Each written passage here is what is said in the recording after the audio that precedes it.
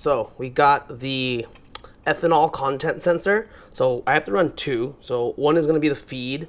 One goes through the feed with which is the Cobb flex fuel kit. So this is actually for the flex fuel kit to like tell the ECU on how they're going to tune it, and then like the ethanol content and timing, etc. So that's actually the one that's communicating with the ECU. And then since it's a JDM engine, I can't like go through all the Cobb access point and everything.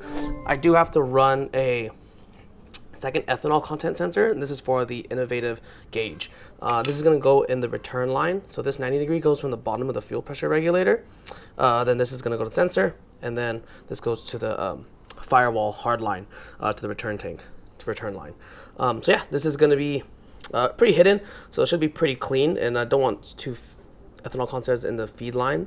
So when this one's going to go in the return line, and actually innovative suggest doing it in the return line. So it works out perfectly. I'm going to go ahead and cut this line, fit it up, and then reinstall this return line, and then I'll show you how it looks. All right, so this is going to be the return line. So the bottom of the fuel pressure regulator, got the innovative ethanol content sensor. I actually got the ethanol content sensor.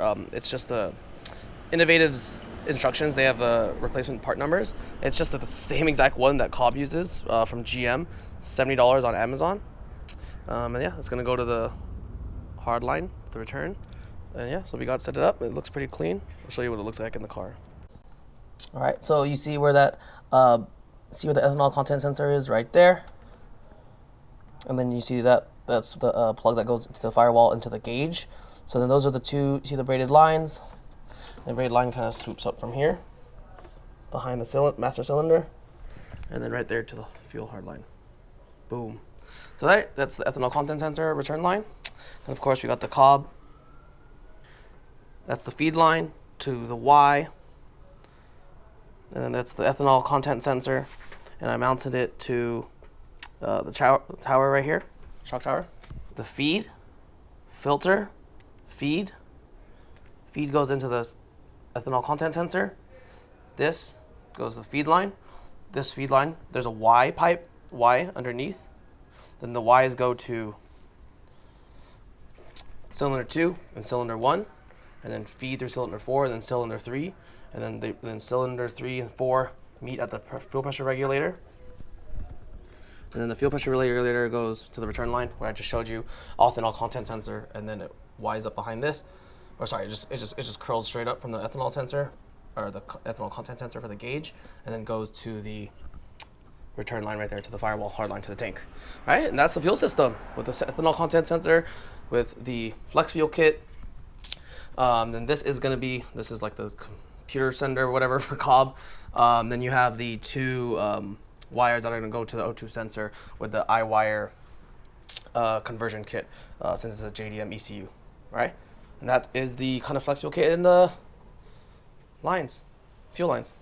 All right, so we're looking at the wiring for the adapter for the JDM motors, for the Cobb flex fuel kit, and then the Iwire adapter. So this is the adapter for Iwire that connects to the TGV, because I don't have TGVs for the JDM motor. So this actually replaces the O2 sensor. So we're actually going to leave the rear O2 sensor unplugged, and then we take this Cobb flex fuel kit where it goes into the where the O2 sensor goes towards the ECU, and then the TGV goes into that one, right? And then you leave this one unplugged. So I'll plug that up right now. I'm going to clean up the wires. All right, so just wanted to show you the finished product. So we got the Iwire kit that's plugged into the output. Then the flex fuel kit goes into the stock O2 sensor. Yeah, and I just got it zip tied it through the chassis right here on a mount. So it's pretty sturdy, but enough slack where it's not going to be like cracking or hitting it anything too hard. Then I fold up the wires really nice, and I have a little bracket here holding in all the wires.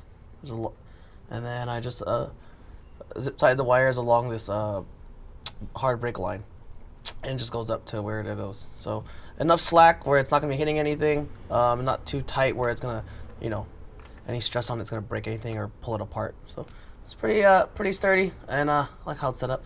So that's the flex fuel kit and the Iwire adapter kit on the bottom of the car. Done.